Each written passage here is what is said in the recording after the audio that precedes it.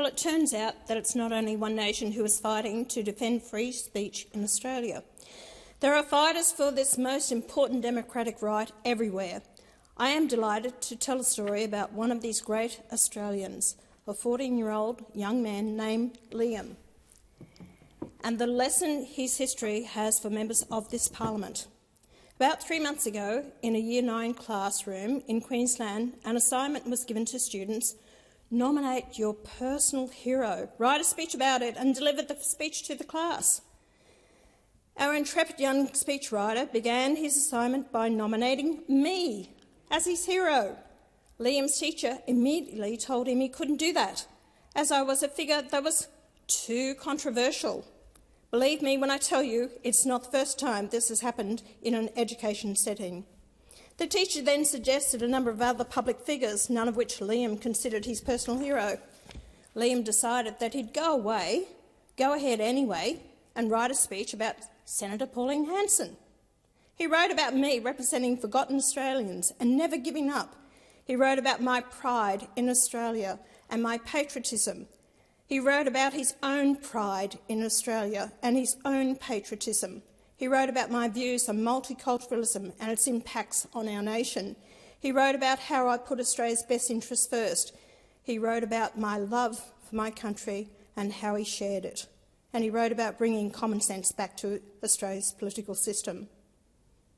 I think that last point was a very astute observation for a young man at the age of 14. Many politicians have only a very tenuous relationship with common sense. For standing up for himself, Liam got a failing grade and was forced to miss the sports session he always looked forward to at the end of the school week. He spent that session in detention. He was detained for standing up for his right to freely express his views. Over the past few years, that's become an all-too-familiar story all over the Western world. That's why Liam wrote to my office to let me know what had happened to him. I was humbled by his description of me, and we should all be humbled by his personal courage.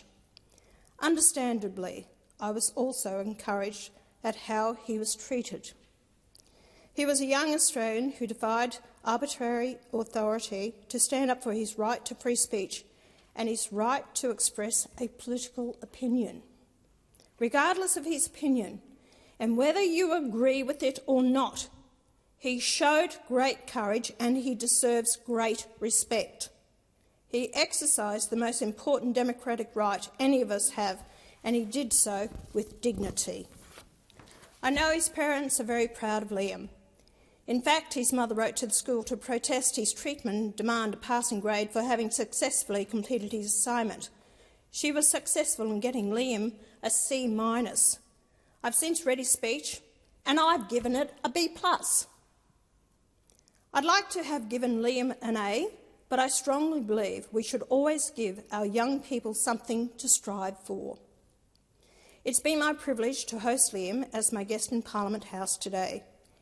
It's been my privilege because Liam stood up for a democratic right I have championed since I first came to this place 28 years ago.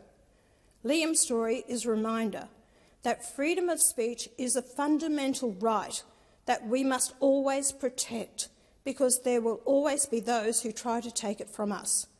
Liam's bravery is an example we can all follow. It is Liam who is a real hero in the story. And when I tell the teachers out there, how dare you criticise someone who chose, whether it's me or anyone else, that is their choice.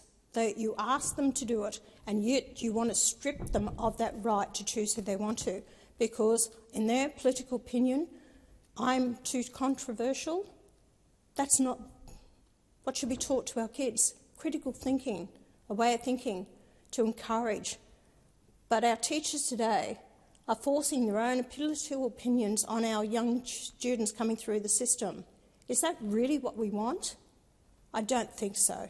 That's not the Australia that many people have fought for and died for, our right to freedom of speech and right to an opinion. So here's a hero to all Australians who believe in the right to freedom of speech and to all Australians who stand to defend it. And you know what, Liam? You are my personal hero. Thank you, Senator Hanson. The Senate stands adjourned and we'll meet again tomorrow at 9 a.m. Good night, Senators.